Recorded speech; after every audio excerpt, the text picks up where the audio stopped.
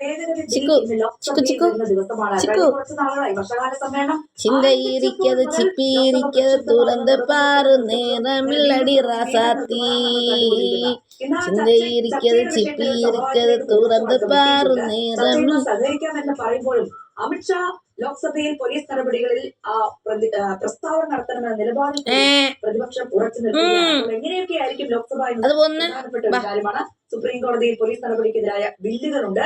അതുപോലെ തന്നെ CJPയുടെ എന്താണ് സംസ്ഥാനങ്ങൾ ലംഘിക്കുന്നു എന്ന് പറഞ്ഞ ഇന്നലെ CJP വക്താക്കളൊക്കെ മാധ്യമങ്ങളെ കണ്ടിരുന്നു. അപ്പോൾ ഇനി CJPയുടെ അടുത്ത സ്റ്റെപ്പ് എന്താണെന്നൊക്കെ അറിയാൻ വേണ്ടി കാത്തിരിക്കുന്ന ഒരു വാർത്താദിനം കൂടിയാണ്. അതെ, ഇനിയിപ്പോ നമ്മുടെ നാട്ടിലേക്ക് വരികയാണ് ലഞ്ചിനെ. നമുക്കറിയാം, നമ്മളല്ല എല്ലാവരും സ്കൂളിലേക്ക് പോകുമ്പോൾ അവിടെ അധ്യാപകർ നമ്മളുടെ മക്കളെ നേർവഴിക്ക് നടത്തും എന്നുള്ള പ്രതീക്ഷയിലാണ് പലപ്പോഴും സ്കൂളിലേക്ക് വിടാറും.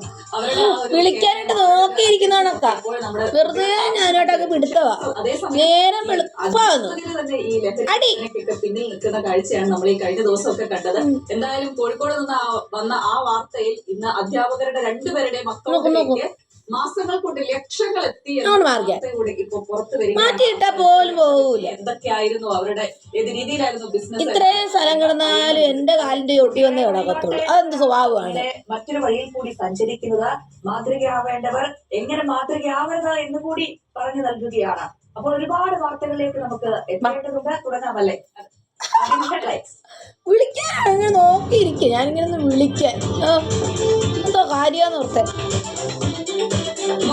കൊച്ചിന് പോലും ഇത്ര ഉത്തരവാദിത്തം. മോട്ടോർ വാഹന വകുപ്പ് സർവേ ഇന്ന് മുതൽ എന്തെല്ലാം മോഡിഫിക്കേഷൻ ആഗ്രഹിക്കുന്നുവെന്ന് പറയാം. മോഡിഫിക്കേഷൻ ഫീസ് അടയ്ക്കാൻ തയ്യാറാവോ? ചിക്കൂസേ അന്നാ ഇനി അങ്ങോട്ടേക്ക് വന്നേക്കാന്ന് നോക്കോ. എന്റെ അടുത്ത് വഴക്ക് രാവിലെ അവള് വഴക്കാ. കണ്ണാക്കണ്ട, എനിക്കിഷ്ടമല്ല.